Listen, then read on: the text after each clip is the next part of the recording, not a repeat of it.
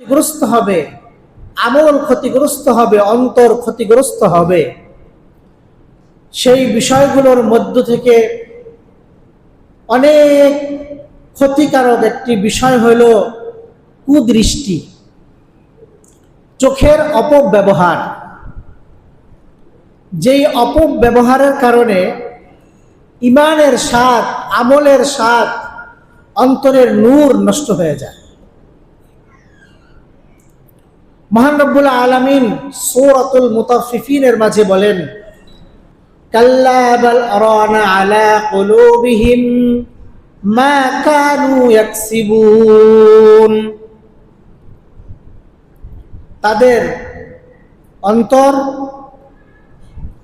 তাদের কৃতকর্মের দরুন মরিচিকা পড়ে গিয়েছে। অন্তর নষ্ট হয় গুনাহের কাজের কারণে, পাপের কাজের কারণে। মহান রব্বুল আলামিন পবিত্র কোরআন শরীফের সূরাতুন নূর এর 30 নম্বর আয়াতের মধ্যে বলেন, কুল লিল মুমিনিনা ইয়াগুদ্দু মিন আবসারিহিম।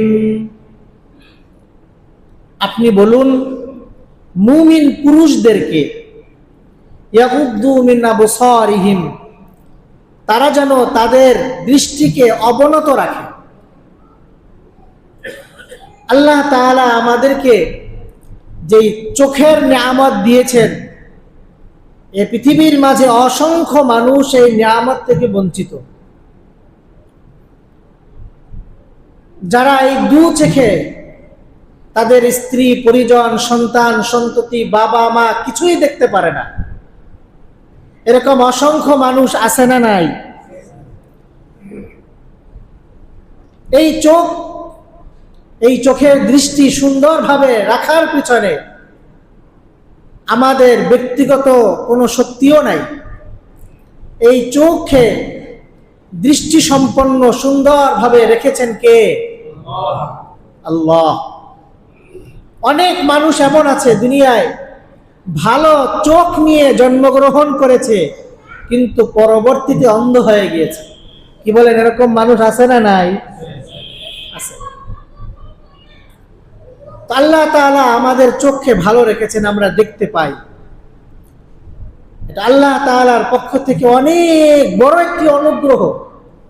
আপনার আমার সব নিয়ামত যদি থাকতো আর চোখ যদি না থাকতো, তাহলে বলেন এই দুনিয়াটা আমাদের কাছে কিরকম মনে হইতো? অসার মনে হইতো, কিছুই দেখতে পেতাম না। এত বড় নিয়ামত আল্লাহ তাআলা আমাদেরকে দিয়েছেন। এই চোখ আল্লাহ তাআলার পক্ষ থেকে আমাদের কাছে আমানত। আমরা এই চোখের মালিক নই, চোখের মালিক কে? আমাদের সকল অঙ্গ প্রত্যঙ্গের মালিক হলেন আল্লাহ। আল্লাহ আমাদেরকে ব্যবহারের অনুমতি দিয়েছেন। যেহেতু মালিক আল্লাহ, এই জন্য ব্যবহার করতে হবে কার বিধান অনুযায়ী? আমি যদি আমার মন মতো আল্লাহ তাআলার দেয়া এই চোখের ব্যবহার করি, তাহলে আমি অপরাধী সাব্যস্ত হব। মহান রব্বুল আলামিন পবিত্র কোরআন শরীফের সূরা বনী ইসরাঈল এর 36 নম্বর আয়াতের মধ্যে বলেন, ইন্নাস সামআ ওয়াল বাসারা ওয়াল ফুআদ কুল্লু উলাইকা কানা আনহু মাসউলা। ইন্নাস সামআ ওয়াল বাসারা ওয়াল ফুআদ, নিশ্চয়ই কান, চোখ এবং অন্তর, কুল্লু উলাইকা কানা আনহু মাসউলা, এই সব কিছু আল্লাহ তাআলার কাছে জবাবদিহির শিকার হবে। এই চোখ কিভাবে আমি ব্যবহার করেছি, এই কান আমি কিভাবে ব্যবহার করেছি, এই অন্তর দিয়ে আমি কি চিন্তা করেছি, এ সম্পর্কে আল্লাহ তাআলার কাছে জিজ্ঞাসিত হতে হবে। মহান রব্বুল আলামিন সতর্ক করে বলেন, তোমরা হয়তো ভাবতে পারো তুমি কোথায় তাকিয়েছিলে, এটা কি আর আল্লাহর কাছে সংরক্ষিত আছে? এটা কি আল্লাহ জানেন? মহান রব্বুল আলামিন মানুষকে এ বিষয়ে মনে করিয়ে দিচ্ছেন, দেখো আল্লাহ হলেন ওই সত্তা যিনি তোমার সব বিষয় সম্পর্কে স্পষ্টভাবে জানেন। মহান রব্বুল আলামিন সূরা গাফির এর 19 নম্বর আয়াতের মধ্যে বলেন, ইয়ালামু খাইনাতাল আউনি ওয়া মা তুখফিস সুদূর। চোখের চোরাচাহনি, চোখের খেয়ানত এবং অন্তরে মানুষ যা লুকিয়ে রাখে এ সম্পর্কে আল্লাহ তাআলা জানেন। হয়তো মানুষ জানে না, কিন্তু আল্লাহ তাআলা সব জানেন। আপনি একদিকে দৃষ্টি দিলেন, মানুষ হয়তো আপনার মনের কি ইচ্ছা মানুষ জানবে না, কিন্তু আপনার মনের কি ইচ্ছা এটা কিন্তু আল্লাহ তাআলা জানেন। আমরা অনেকেই নামাজ পড়ি, রোজা রাখি, তাহাজ্জুদ পড়ি, জিকির করি, তাসবিহ তাহলিল করি, দোয়া কান্নাকাটি করি, কোরআন তেলাওয়াত করি, কিন্তু এত আমল করার পরেও আমাদের কিছু বড় বড় গুনাহের কারণে আমাদের আমল নামা মুহূর্তের মধ্যে শূন্য হয়ে যায় এবং আমরা আমল করতে গিয়ে কোনো স্বাদ পাই না। নামাজে স্বাদ পাই না, রোজায় স্বাদ পাই না, তেলাওয়াতে স্বাদ পাই না, জিকির আজকারে স্বাদ পাই না। এর কারণ হইল মানুষ যখন পাপ করে, গুনাহ করে, তখন সে ইবাদতের স্বাদ থেকে বঞ্চিত হয়ে যায়। অন্তর নূর শূন্য হয়ে যায়, অন্তরে মরিচিকা পড়ে যায়। প্রিয় রাসূলুল্লাহ সাল্লাল্লাহু আলাইহি ওয়াসাল্লাম ইরশাদ করেন, বুখারী শরীফের 6243 নম্বর বর্ণনা, খুব মনোযোগ সহকারে শুনি। আন আবি হুরায়রা রাদিয়াল্লাহু তাআলা আনহু আনিন নবী সাল্লাল্লাহু আলাইহি ওয়াসাল্লাম আল আইনানি জিনাহুমান নাজর ওয়াল উদুনানি জিনাহুমাল ইসতিমা' ওয়াল লিসানু জিনাহুল কালাম ওয়াল ইয়াদু জিনাহাল বাতশু ওয়ার রিজলু জিনাহাল খুতা ওয়াল কলবু ইয়াহওয়া ওয়া ইয়াতামান্না ওয়া ইউসাদ্দিকু যালিকাল ফারজু আও ইউকাযযিবু। প্রিয় রাসূলুল্লাহ সাল্লাল্লাহু আলাইহি ওয়াসাল্লাম বলেন, আল আইনানি জিনাহুমান নজর, কামভাব নিয়ে দুই চোখের দর্শন হইল চোখের জিনা। একজন পরনারী আপনার সামনে আসছে, খারাপ চিন্তা নিয়ে আপনি তার সৌন্দর্য উপভোগ করার জন্য তার দিকে তাকালেন, এর কারণে চোখ দ্বারা ব্যভিচার করার গুনাহ হবে। আল্লাহর হাবিব বলেন, আল আইনানি জিনাহুমান নাজর, চোখের ব্যভিচার হলো কামভাব নিয়ে চোখের অবৈধ দর্শন, এটা হলো চোখের ব্যভিচার। আল্লাহর হাবিব বলেন, ওয়াল উদুনানি জিনাহুমাল ইসতিমা', কামভাব নিয়ে কর্ণের খারাপ শ্রবণ হইল কর্ণের ব্যভিচার। কামভাব নিয়ে আমি কোনো গান শুনছি অথবা খারাপ কিছু শুনছি, এটা হলো কানের ব্যভিচার। আল্লাহর হাবিব বলেন, ওয়াল লিসানু জিনাহুল কালাম, কামভাব নিয়ে অবৈধ মুখের কথা হইল মুখের ব্যভিচার। আপনি খারাপ কোনো বিষয় আলোচনা করছেন, তাহলে এর দ্বারা মুখের ব্যভিচার হয়ে গেল, মুখের ব্যভিচারের গুনাহ আমলনামায় ফেরেশতারা লিখছে। ওয়ার রিজলু জিনাহাল খুতা, কামভাব নিয়ে অবৈধ পথে চলন হইল পায়ের ব্যভিচার।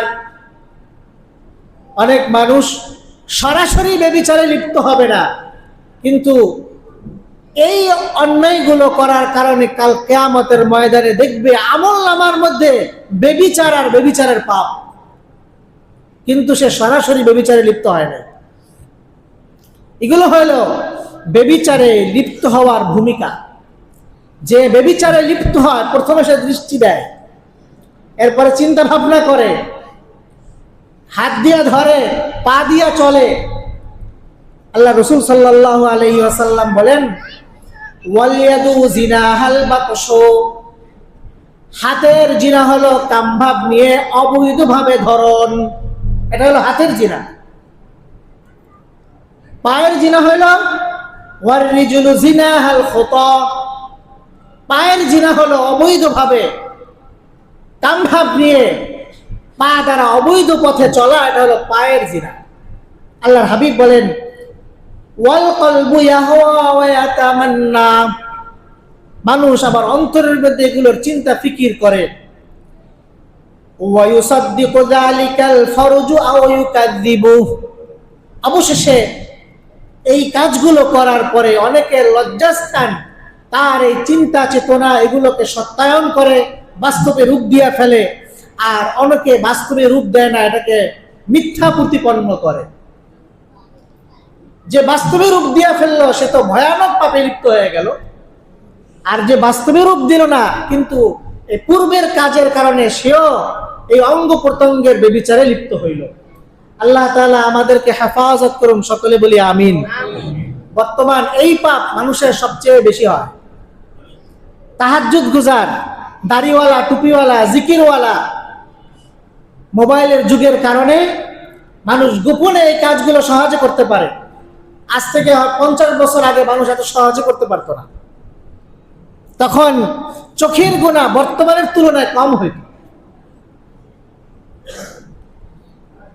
প্রিয় রাসূলুল্লাহ সাল্লাল্লাহু আলাইহি ওয়াসাল্লামের কিছু সাহাবী রাস্তার উপর বসা, রাসূলুল্লাহ সাল্লাল্লাহু আলাইহি ওয়াসাল্লাম তাদেরকে দেখে আল্লাহর হাবিব বললেন, ইয়াকুম ওয়াল জুলুসা ফিত তুরুকাত, এটা আরবের একটি পরিভাষা। কোন ক্ষতিকারক ভয়ানক জিনিস থেকে কাউকে বাঁচানোর জন্য আরবের মানুষ এই শব্দ ব্যবহার করে। কেউ বাঘ দেখলো, একটা বাঘ আসছে, বাঘ তো মানুষের ক্ষতি করে, মানুষের শত্রু, তো বাঘ থেকে সতর্ক করার জন্য আরবের মানুষরা বলে ইয়াকুম ওয়াল আসাদ, অর্থাৎ সাবধান সাবধান বাঘ, তুমি বাঘ থেকে নিজেকে বাঁচাও। রাসূলুল্লাহ সাল্লাল্লাহু আলাইহি সাল্লাম সাহাবীদেরকে মানুষ বাঘ থেকে যেভাবে সাবধান করে যে শব্দ দিয়ে, আল্লাহর রাসূল রাস্তার মাঝে সাহাবা کرام বসে আলাপ আলোচনা করতেছে, আল্লাহর রাসূল ওই জাতীয় শব্দ ব্যবহার করেছেন। আল্লাহর রাসূল বলেন, ইয়াকুম ওয়াল জুলুসা ফিত তুরুকাত, সাবধান, রাস্তায় বসো না। এই কথা বলার পরে সাহাবা کرام রাদিয়াল্লাহু তাআলা আনহুম প্রিয় রাসূলুল্লাহ সাল্লাল্লাহু আলাইহি ওয়াসাল্লামকে বললেন, ক্বালু ইয়া রাসূলাল্লাহি মা লানা মিন মাজালিসিনা বুদ্দুন, ইয়া রাসূলুল্লাহ, রাস্তায় বসা ছাড়া তো আমাদের উপায় নাই। নাতাহাদ্দাতু ফিহা, এখানে বসে আমরা একটু আলাপ আলোচনা করি, কথাবার্তা বলি। রাসূলুল্লাহ সাল্লাল্লাহু আলাইহি ওয়াসাল্লামের পরে বললেন কি, ফাকালা রাসূলুল্লাহ সাল্লাল্লাহু আলাইহি ওয়াসাল্লাম ফাইযা আবাইতুম ইল্লাল মাজলিসা ফাআতুত তারিকা হাক্কাহ, আল্লাহর হাবিব বললেন, যদি রাস্তায় না বসে একান্ত নাই পারো তাহলে রাস্তার হক আদায় করো। কি বললেন? রাস্তার হক আদায় করো।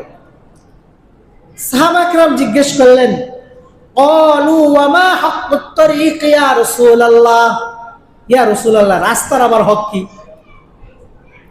রাসূলুল্লাহ সাল্লাল্লাহু আলাইহি ওয়াসাল্লাম রাস্তার হকের কথা 5টি বললেন। কতটি? 1 নম্বর, আল্লাহ রাসূল বলেন, গদ্দুল বাসার, চোখকে হেফাজত করবে, চোখকে অবনত রাখবে। 1 নম্বর। রাস্তা আপনি বসেছেন, বেগানা নারী সামনে থেকে যেতেই পারে, তাহলে আমি একজন মুমিন পুরুষ হিসাবে আমার দায়িত্ব হলো আমি আমার চোখকে অবনত রাখবো। ওয়াকাফুল আযাব, এবং কষ্ট দেয়া থেকে বিরত থাকবো, যেন আমার দ্বারা কেউ কষ্ট না পায়। 3 নম্বর, ওয়ারাদ্দুস সালাম, কেউ যদি তোমাকে সালাম দেয় তাহলে সালামের উত্তর দিবে। 4 নম্বর, ওয়াল আমরু বিল মারুফ, কোন অসৎ কাজ দেখলে কোন ব্যক্তিকে সৎ কাজের আদেশ করবে, মানুষকে দেখলে সৎ কাজের আদেশ করবে। আর যদি অসৎ কাজ দেখো, ওয়ান নাহিউ আনিল মুনকার, অসৎ কাজ দেখলে মানুষকে ফিরাইয়া দিবে, নিষেধ করবে। এটা হলো কিসের হক? রাস্তার হক।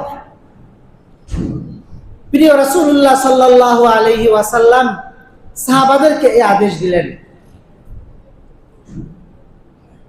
অনেক সময় আমরা যখন রাস্তায় চলি তখন হঠাৎ চোখের সামনে পরনারী পড়ে যেতে পারে, অথবা বর্তমান যুগে আপনি মোবাইল চালাইতেছেন, আপনি ভালো কিছুই খুঁজতেছেন, কিন্তু হঠাৎ আপনার সামনে কোনো বেগানা নারী চলে আসলো, এখন আপনি কি করবেন?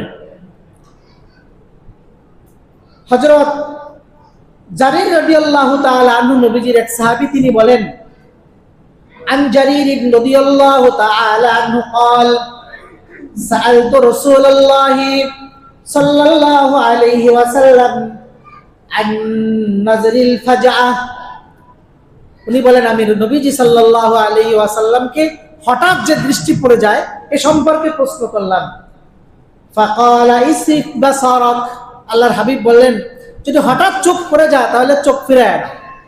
হঠাৎ যদি কারো উপর অনিচ্ছায় চোখ পড়ে যায় এর দ্বারা আমলনামায় গুনাহ হয় না, কিন্তু পরবর্তীতে আপনি যদি আবার ইচ্ছা করে তাকান তার সৌন্দর্য দেখার জন্য, তাহলে আমলনামায় গুনাহ লেখা শুরু হয়ে যাবে।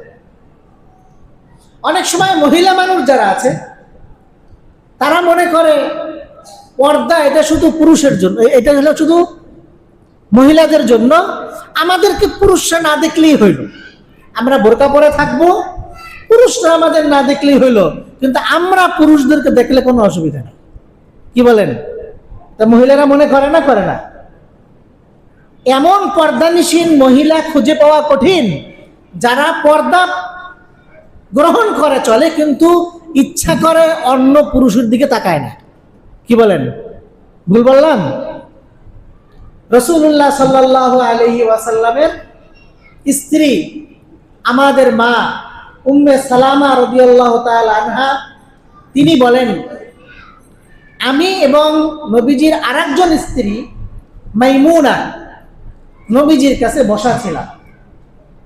আন উম্মে সালামা রাদিয়াল্লাহু তাআলা আনহা قالت كنت عند رسول الله صلى الله عليه وسلم وعنده মাইমুনা, নবীজির কাছে আমি এবং মাইমুনা রাদিয়াল্লাহু তাআলা আনহা বসা ছিলেন।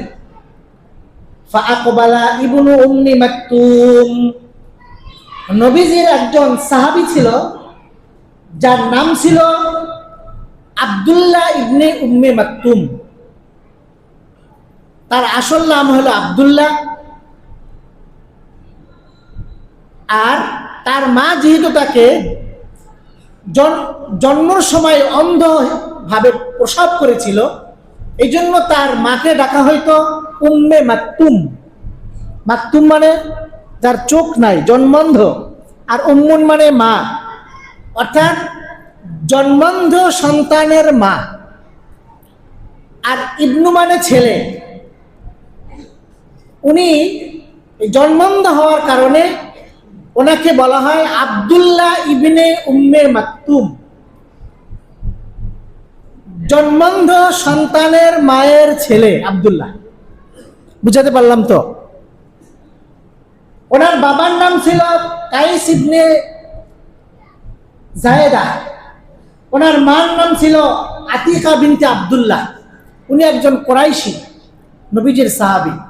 যখন নবীজি সাল্লাল্লাহু আলাইহি ওয়াসাল্লাম মদিনা শরীফে গিয়েছেন তখন দুইজনকে মদিনার মুয়াজ্জিন নিযুক্ত করেছিলেন। এর মধ্যে একজন হলো হযরত বেলাল রাদিয়াল্লাহু তাআলা আনহু, আরেকজন হলেন আব্দুল্লাহ ইবনে উম্মে মাকতুম। উনি আল্লাহ তাআলার কাছে অনেক প্রিয় এবং অনেক সম্মানিত এক ব্যক্তি। 30 নম্বর পারার 3 নম্বর সূরার নাম হলো সূরা আবাসা। একটা সূরা আছে, এই সূরাটা এই আব্দুল্লাহ ইবনে উম্মে মাকতুমকে কেন্দ্র করে আল্লাহ তাআলা নাজিল করেছেন। সাহাবী চোখে দেখতো না, অন্ধ। নবীজির 2 জন স্ত্রী নবীজির কাছে বসা, এই অন্ধ সাহাবী নবীজির সামনে হেঁটে আসছে। এরপরে রাসূলুল্লাহ সাল্লাল্লাহু আলাইহি ওয়াসাল্লাম তার 2 স্ত্রীকে বললেন, ইহতাজিবা মিনহু। তার 2 স্ত্রীকে বললেন, তোমরা এই আব্দুল্লাহ ইবনে উম্মে মাকতুম থেকে পর্দা করো।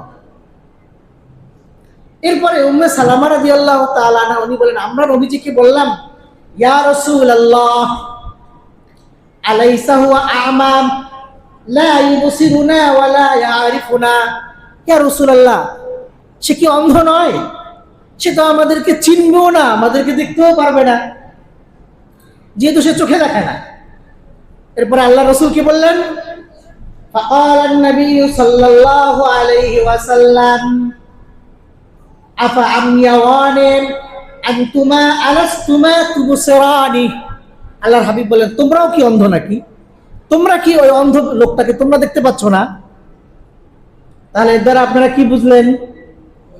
শুধু নারীদেরকে পুরুষরা দেখতে পারবে না, না, নারীদেরও অকারণে পুরুষের দিকে তাকানো নিষেধ। কি বলেন, নিষেধ না? নিষেধ না, নিষেধ। কারণ 2 জনের মধ্যে আল্লাহ তাআলা চাহিদা দিয়েছেন।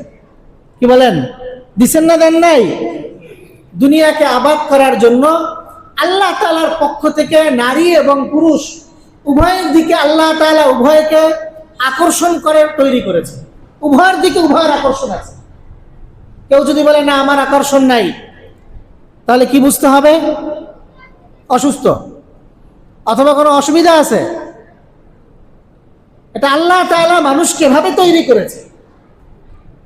যদি কোনো ব্যক্তি, হাদিস শরীফের মাঝে আছে, যদি কোনো ব্যক্তি নিজের স্ত্রীর দিকে ভালোবাসা নিয়ে স্ত্রীর দিকে তাকায়, আর স্ত্রীও যদি স্বামীর দিকে তাকায়, তাহলে এই স্বামী স্ত্রীর প্রতি আল্লাহ তাআলা রহমতের দৃষ্টিতে নজর দেন।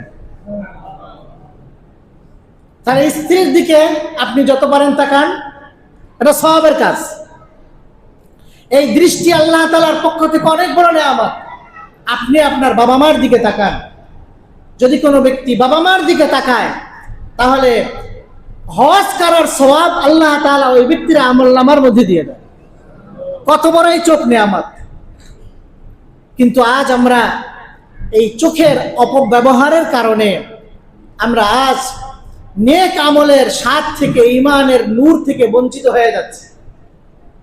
বেশি ক্ষতিগ্রস্ত আমরা এই যুগের মাঝে। আমাদের আগে যারা গেছে তারা একটু ক্ষতি কম তাদের হইতো। এই জন্য আল্লামা তকি উসমানী, বর্তমান পৃথিবীর বড় আলেম, উনি বলেন, স্মার্টফোন এটা ব্যবহার করা ওই ব্যক্তির জন্য বৈধ যে নিজের ব্যাপারে নিরাপদ, যে আমি ব্যবহার করলে পাপ হবে না। আর যে নিরাপদ নয়, যে আমি ধরলেই আমার পাপ হয়ে যাবে, তাহলে তার জন্য স্মার্টফোন ব্যবহার করা অবৈধ, গুনাহের কাজ, পাপের কাজ। আপনার যদি ব্যবহার করতে হয় আপনি করবেন, কিন্তু সতর্ক থাকতে হবে যেন পাপ না হয়। একটা মানুষ জাহান্নামে যাওয়ার জন্য একটা গুনাহে কবিরা যথেষ্ট। একটা গুনাহে কবিরা, একটা বড় পাপ যথেষ্ট। এই জন্য খুব আমরা নিজেদেরকে সংরক্ষণ করার চেষ্টা করব। প্রিয় রাসূলুল্লাহ সাল্লাল্লাহু আলাইহি ওয়াসাল্লাম দোয়া শিক্ষা দিয়েছেন, তোমরা পড়ো, আল্লাহুম্মা, পড়েন সকলে, আল্লাহুম্মা ইন্নী আউযু বিকা মিন শাররি বাসারি ওয়া মিন শাররি লিসানি ওয়া মিন শাররি কলবি ওয়া মিন শাররি মানিয়্যি। আল্লাহ, আমি আপনার কাছে কুদৃষ্টি থেকে, আল্লাহুম্মা ইন্নী আউযু বিকা মিন শাররি বাসারি, আয় আল্লাহ আমি আপনার কাছে কুদৃষ্টি থেকে, আমি আপনার কাছে জবানের অপব্যবহার থেকে, আমি আপনার কাছে অন্তরের খারাপ চিন্তা থেকে এবং আমার লজ্জাস্থানকে খারাপ স্থানে ব্যবহার করা থেকে আপনার কাছে আশ্রয় চাই। আল্লাহ যদি সহজ করেন তাহলে সবই সহজ, আর আল্লাহ যদি কঠিন করে দেন ছোট পাপা অনেক কঠিন, বাঁচতে পারবেন না আপনি। এর জন্য বাঁচানোর মালিক কে? যখন ফোনটা হাতে নিবেন তখন দোয়া করে নেবেন, আল্লাহ বিশেষ প্রয়োজনে ব্যবহার করছি, পাপ যেন না হয়, আপনার জন্য সহজ হবে। আল্লাহ যদি সহজ করেন বড় কিছু সহজ, কিন্তু আপনার দৃঢ় প্রতিজ্ঞাবদ্ধ হতে হবে, যতই কষ্ট হোক আমি আমাকে পাপ থেকে বাঁচাবো। মহান রব্বুল আলামিন পবিত্র কোরআন শরীফের মধ্যে বলেন, ওয়াল্লাযীনা জাহাদু ফীনা লানাহদিয়ান্নাহুম সুবুলানা, ওয়াল্লাযীনা জাহাদু ফীনা, যে ব্যক্তি আমাকে পাওয়ার জন্য আমার রাস্তায় যে ব্যক্তি শ্রম দেয়, যে ব্যক্তি পরিশ্রম করে, লানাহদিয়ান্নাহুম সুবুলানা, আমাকে পাওয়ার জন্য সকল পথকে আমি তার জন্য উন্মুক্ত করে দেই। আমার কি দরকার? একটু সৎ ইচ্ছা।